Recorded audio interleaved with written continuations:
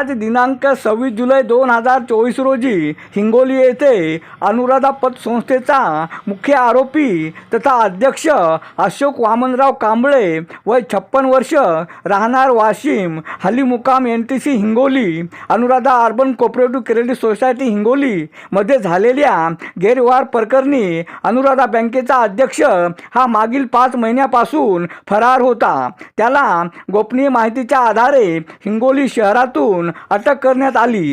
त्याच्या या अटकेबद्दल पतसंस्थेतील ठेवीदारांनी माननीय पोलीस अधीक्षक जी श्रीधर यांचे आभार मानले।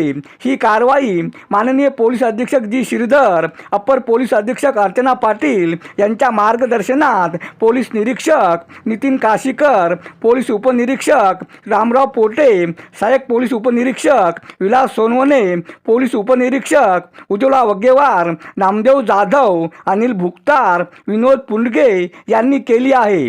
अरुण डिपके, TV7 हिंगोली।